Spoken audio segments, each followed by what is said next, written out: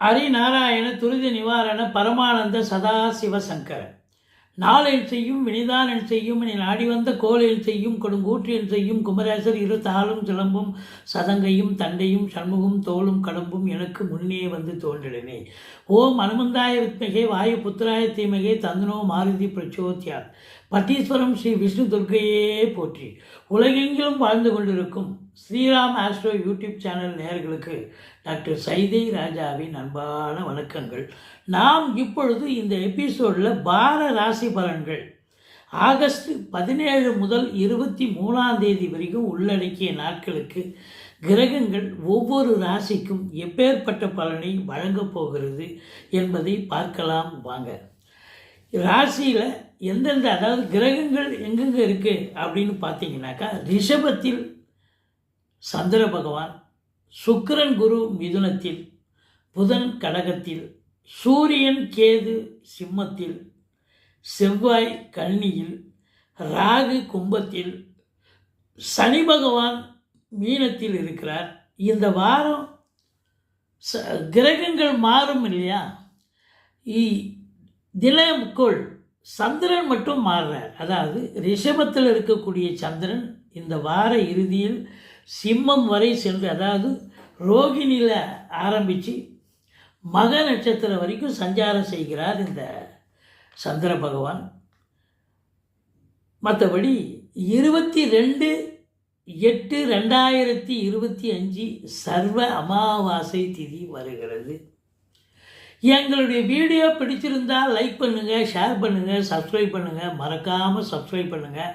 நீங்கள் கொடுக்குற ஆதரவு தாங்க எங்களுக்கு மூச்சாக இருக்குது, சுவாசமாக இருக்கிறது. சுவாசம். வாங்க ராசிக்குள் செல்லலாம்.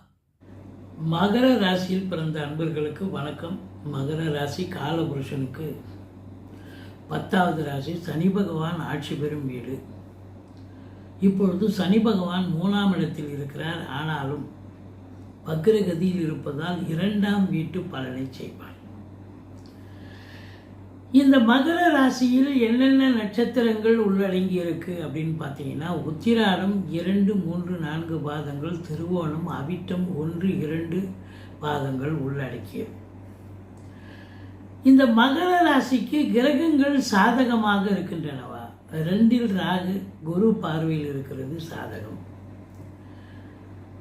மற்றபடி 6இல் குரு இருந்தாலும் ஸ்தான பலம் இல்லை.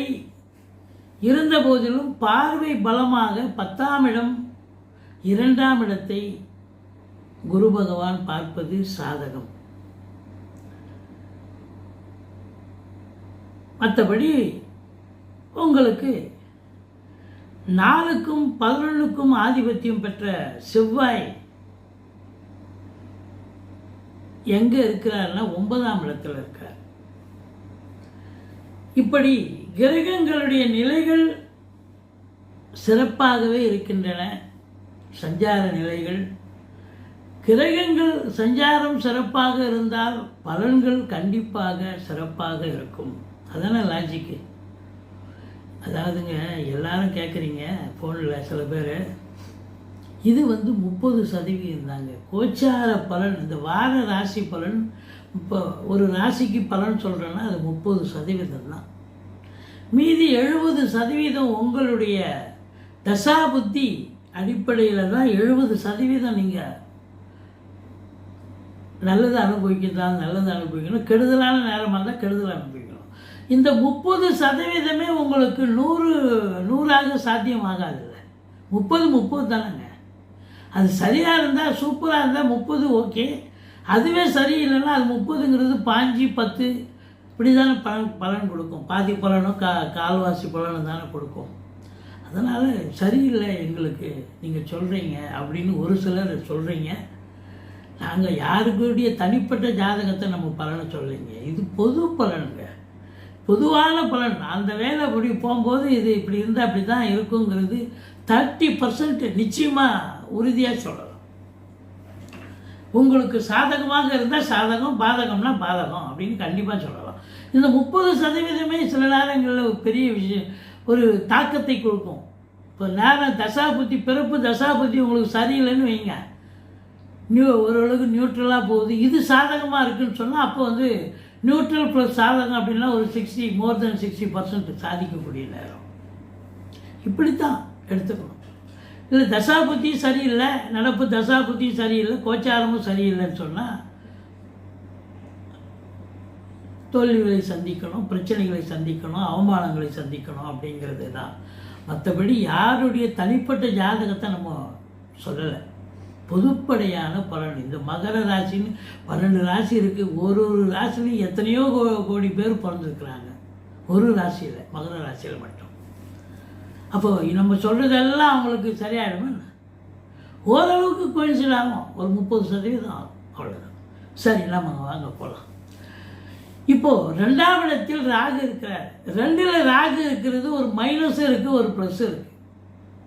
ஆனால் குரு பார்க்குறாரு, அப்போ மைனஸுக்கு இடமே இல்லை, ப்ளஸ்ஸு தாங்க. எந்த ஒரு அசுப கிரகத்தையும் குரு பார்த்தால் அந்த அசுபத்தன்மை விலகிவிடும்.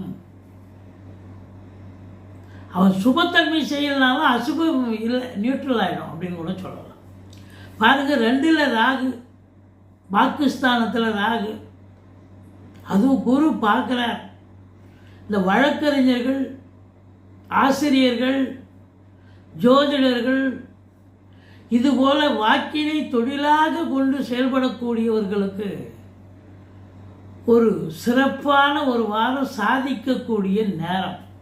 இவ்வளோ நாளாக எங்கேப்பா இருந்தீங்க நீங்கள் அப்படின்னு உங்களை கூப்பிட்டு பாராட்டுவார்கள். ஒரு சிலர் வந்து மீடியாக்கள்லையும் பத்திரிகைகளையும் புகழ் பெறக்கூடிய நிலை வரும். எல்லாருக்கும் வந்துடாது. 3 கோடி மக்கள் இருக்காங்கன்னா 3 கோடி பேருக்குமா நல்லது நடக்க போகுது. அதில் ஒரு சிலருக்கு அவங்க தசாபுத்தி சிறப்பாக இருந்தால் சூப்பராக பெரிய லெவலில் சாதிக்கக்கூடிய நிலை இருக்கும். அதுதான் அங்கே இருக்கிற நிலைமை. அது மட்டும் இல்லை, தனஸ்தான காரகன் தனஸ்தானத்தை பார்க்கிறார். பொருளாதார மேன்மை இருக்கும். கொடுக்கல் வாங்கல் 2ல் ராகு இருந்தால் செய்யப்படாது, ஆனால் குரு பார்க்குற, அதனால் செய்யலாம், ஒன்றும் பிரச்சனை இல்லை. சூப்பர், அற்புதம். அதாவதுங்க, இருக்கிற இடத்தை விரிவாக்கம் பண்ணுவார். 2ஆம் இடத்தில் குடும்பஸ்தான குடும்ப மேன்மை, பொருளாதார மேன்மை இருக்கும். குடும்பத்தை விருத்தி பண்ணுவார். கல்யாணத்தை பண்ண வச்சு ஒரு டிக்கெட் எக்ஸ்ட்ரா கொண்டு வருவார். இல்லை குழந்தை பாக்கியத்துக்கான ஒரு அமைப்பை ஏற்படுத்தினா ஒரு டிக்கெட் எக்ஸ்ட்ரான்ற மாதிரி ஆகிடும். ஒரு வாரத்தில் ஒரு டிக்கெட் எக்ஸ்ட்ரா ஆகிடாது. ஒரு 3ஆவது ஆள் வரப்போகுது, கரு உண்டா இருக்குது, கர்ப்பிணியாக இருக்காங்க அப்படின்னு சொன்னாலே அது ஒரு பெரிய சந்தோஷம் தானேங்க. அதுதான், வேறு ஒன்றும் இல்லை. அப்போது வந்து குடும்ப மேன்மை இருக்கும், பொருளாதார மேன்மை இருக்கும், வாக்கு மேன்மை இருக்கும், வாக்கு பலிதம் இருக்கும். ரொம்ப அற்புதமான ஒரு நேரம். குடும்பத்தில் சுப நிகழ்ச்சிகள் நடத்தலாமா? இது நாள் வரைக்கும் நடத்தாமல் விட்டுருப்பீங்க. இப்போ சுப நிகழ்ச்சிகள் நடத்த உட்காந்து குடும்ப உறுப்பினர்கள்லாம் உட்காந்து பேசி நல்ல முடிவாகவே எடுப்பீங்க. அற்புதமாக அதை சுபத்தன்மையில் முடிக்கக்கூடிய ஒரு தருணம் தான் இது அப்படின்னு சொல்லலாம். வீட்டிற்கு வரக்கூடிய விருந்தாளிகளாலும் நட்பு வட்டாரங்களாலும் வீடே களைகட்ட போகுது அப்படின்னு சொல்லலாம். 3ஆம் இடத்தில் இருக்கக்கூடிய சனி பகவான் 2ல் இருப்பதாக ஐதீகம். அப்போ கொஞ்சம் சனி பகவான் எப்பவுமே வந்து எந்த ஒரு ராசிக்கும் அந்த ராசிநாதன் வக்ரம் பெற்றார், பலன் கிடைக்காது. அவரால் பலன் கிடைக்காது. அவர் அந்த வீட்டுக்கு அதிபதி, அவரு செய்ய மாட்டார். ஆனால் மற்றவங்கெல்லாம் கொண்டாந்து கொட்டுவாங்க, அவர் செய்ய மாட்டார். அப்போ இந்த கிரகம் வந்து வக்ரமாக இருக்குன்னு சொன்னால் சனி பகவான் கெடுதலை செய்யக்கூடிய ஒரு நிலை தான் இருக்க வழியே நல்லது செய்ய. ஏன்னா 3ஆம் இடம் உபஜயஸ்தானம், அதனால் அற்புதமாக செய்யக்கூடிய தருணம். ஆனால் அவர் வக்ரமாக இருக்கார். அதனால் மற்ற கிரகங்கள் சாதகமாக இருக்கின்றன. 5ஆம் இடத்தை சனி பார்க்குறார். 5ஆம் இடம் என்பது பூர்வ புண்ணியஸ்தானம். அங்கே சனி பார்க்குறாருன்னா ஏதாவது பூர்வீகத்தில் ஒரு பிரச்சனையை கொண்டு வருவார். இது நாள் வரைக்கும் எந்த பிரச்சனையும் இல்லாமல் ஸ்மூத்தாக போயிருக்கும். இப்போ பார்த்தீங்கன்னா பூர்வீகத்தில் பக்கத்தில் இருக்கிறவங்க, பக்கத்து ஏங்காரம், பக்கத்து வீட்டுக்கு தோட்டத்துக்கு பையனுக்கு இது பண்ணுறவன், எனக்கு இடம் இது வரைக்கும் இருக்குது, நீங்கள் தள்ளி போட்டு வந்தீங்க, வேலையை தள்ளி போட்டீங்க, இல்லை செவரு தள்ளி வந்துட்டீங்க அப்படின்னு இப்படி சில ஆர்ப்பாட்டங்கள் இடர்பாடுகள் கண்டிப்பாக வரும். அப்போ நீங்கள் உங்கள் டாக்குமெண்ட்டை எடுத்துகிட்டு போங்க, பெரியோர்களை வணங்கி விட்டு செல்லுங்கள், குலதெய்வ வழிபாடு பண்ணுங்கள். நிச்சயமாக நீங்கள் தோக்க மாட்டீங்க. தலைக்கு வர்றது தலைப்பாயிட போகும். அது வெறுமனே ஒரு ஜோடிக்கப்பட்ட ஒரு விஷயம் அப்படின்னு அப்புறமா நீங்கள் புரிஞ்சுப்பீங்க. அவங்களுக்கு அப்படி ஒரு தாக்கம் இருக்கலாம். அவங்ககிட்ட பேப்பர் இருக்காது, சொம்மெல்லாம் போட்டு வாங்குவோமே, நம்மகிட்ட பேப்பர் இல்லை, எனக்கு அது வரைக்கும் இது இடம் எனக்கு அப்படின்னு சொன்னால் அவன் குட்டுருவானோ அப்படின்னு கூட இருக்கும். அதனால் எப்போதுமே இந்த மகர ராசி பிறந்தவங்க சனி பகவானுடைய ஆதிக்கம் உள்ளவர்கள், உண்மையாக உழைக்கக்கூடியவர்கள். உண்மை ஒன்று தான் உங்களுக்கு ரொம்ப உண்மையாக உழைப்பீங்க. உழைப்பது மட்டும்தான் உங்களுக்கு தெரியும். அந்த அளவுக்கு நீங்கள் சின்சியர் சிகாமணியாக நீங்கள் பணியாற்றுவதால் அந்த சனி பகவான் உங்களுக்கு நல்லது செய்வார். எதுவும் கெடுதல் பண்ண மாட்டார், பயப்பட வேண்டாம். பிள்ளைகளுக்கு கூட இடர்பாடுகள் வரலாம். படிக்கிற இடத்துல ஏதாவது ஒரு பிரச்சனை, கூட படிக்கிற பசங்களாலோ இல்லை நிர்வாகத்தின் மூலமாகவோ ஏதாவது. இப்போ சனி பார்க்குறாங்கன்னா அதுக்கு ஒரு இது வேணுமில்ல, ஒரு காரியம் வேணுமில்ல, காரணம் வேணுமில்ல.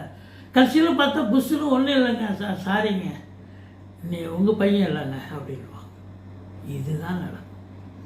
மற்றபடி 6ல் குரு, ஊரில் பகை, எல்லாரும் விரோதமாக இருந்தாலும் கடைசியில் ஜெயிக்க போவது யார் அப்படின்னா, ஜெயிக்க போவது நீங்கள் தான். மற்றபடி ஜாவகுருவும் அசுரகுருவும் ஒன்றா இணைஞ்சு இருக்கிறாங்க அப்படின்னாக்கா கடன் சுமை படிப்படியாக குறையும். கடனே இல்லைன்னா புதுசாக கடன் வாங்கிக்கலாம், வீட்டு சுப செலவுக்கு உதவும். 6ஆம் இடம் ருணரோக சத்ருஸ்தானத்தில் ஒரு சுபகிரகம் 2 கிரகம் இருக்குதுன்னு சொன்னால் குடும்பத்தில் எல்லோரும் சுபிட்சமாக தேக ஆரோக்கியத்தோடு சௌகரியத்தோடு இருக்கக்கூடிய ஒரு தருணம் அப்படின்னு சொல்லணும். 8குடையவன் 8ல் ஆட்சி பெறுகிறார், கேது வேற இருக்கிறார். அதாவது அறிமுகம் இல்லாத இடம், அறிமுகம் இல்லாத நபர்களிடம் ரொம்ப எச்சரிக்கையாக இருக்கும். வேலை பார்க்குற இடம், தொழில் பண்ணுற இடம். ஏன்னா 8ங்கிறது நல்ல இடம் கிடையாதுங்க. அப்போ 8குடையவன் ஆட்சி பெறுகிறாருன்னா ஏதாவது ஒரு பிரச்சனை உங்களை தாக்கும். அதனால் எச்சரிக்கையோடு இருந்துக்குங்க. மற்றபடி 10ஆம் இடத்தை குரு பார்ப்பது தொழிலில் எப்பொழுதும் இல்லாத ஒரு காலகட்டமாக இந்த வாரம் நீங்கள் சுறுசுறுப்பாக பம்பரமாக வேலை பார்த்து சம்பாத்தியத்தை பார்க்க போகிறீங்க, சந்தோஷத்தை பார்க்க அள்ள போகிறீங்க அப்படின்னு சொல்லணும். நீங்கள் புதுசாக தொழில் பண்ணாலும் சரி, இல்லை வழக்கமாக பண்ணியிருக்கிற தொழிலாக இருந்தாலும் சரி, எதுவாக இருந்தாலும் சம்பாத்தியம் பண்ணக்கூடிய ஒரு வாரம் இது. ரெட்டிப்பு சம்பாத்தியம் நிச்சயமாக இருக்கும். 10ஆம் வீட்டை குரு பார்க்காதவங்களே நிறைய சம்பாதிக்கிறாங்க. 10ஆம் வீட்டை குரு பார்த்தா நிறைய சம்பாதிக்கணும். அதுதான் அங்கே இருக்கிற நிலம். 10ங்கிறது பதவி, பதவி பூர்வ புண்ணியாலாம். பதவி போன ஜென்மத்து பலன்படி தான் அந்த அந்த ஜென்மத்தில் பதவி நமக்கு கிடைக்குது. அப்போ பதவி உயர்வு இருக்குது. ஒரு மேனேஜர் ஆகணும், ஒரு சூப்பரண்ட் ஆகணும் அப்படின்னு சொன்னால் எவ்வளோ பெரிய விஷயம். அந்த நிர்வாகத்தில் மட்டும் உங்களுக்கு பேர் இல்லைங்க, வெளியில் சமூகத்திலையும் பேர். பேங்க்கில் மேனேஜராக இருக்கீங்களா, இவன் எப்படி சொல்லுங்கள். அதுபோலத்தான் பதவி உயர்வு என்பது உங்களை உச்சி குளிர வைக்கும் அப்படின்னு சொல்லணும். சந்தோஷத்தை மிதக்கப் போகிறீர்கள் அப்படின்னு சொல்லணும். ஒரு சிலருக்கு டிரான்ஸ்ஃபர் காத்திருக்கிறீங்க, டிரான்ஸ்ஃபர் கிடைக்கும். இல்லை இன்க்ரிமெண்ட் விட்டு போச்சுங்க, இதை பாருங்கள், இது பண்ணுங்கள், இன்க்ரிமெண்ட் கிடைக்கும். இப்படி இந்த உத்தியோக ரீதியாக நல்ல பேரு புகழ், ஒரு சிலர் கூடுதல் பொறுப்புகள் வழங்குவார்கள். நீங்கள் நல்லா வேலை பார்க்குறாரு, இன்னும் ஒரு சீட்டு சேர்த்து பாருங்க அப்படின்னா அப்போ அதுக்கு தகுந்த ரெவென்யூ கண்டிப்பாக உண்டு, கிடைக்கும். ரெவென்யூ இருக்கோ இல்லையோ ஒரு மரியாதை இருக்குது சமூகத்தில், அந்த நிர்வாகத்தில் அப்படின்னு சொல்லக்கூடிய ஒரு நிலை. இந்த பார்த்தீங்கன்னாக்கா 10ஆம் இடத்துல வருமானம் வருதுன்னு சொன்னால் அப்போ உங்களுக்கு செவ்வாய் 4ஆம் வீட்டை பார்க்குறாரு. வீடு கட்ட, வீடு ஆல்ட்ரேஷன் பண்ண, ஃப்ளாட்டு வாங்க கண்டிப்பாக நீங்கள் முற்படுவீங்க இல்லையா? சம்பாதிக்கிற காசு செலவு பண்ணி தானே ஆகணும்.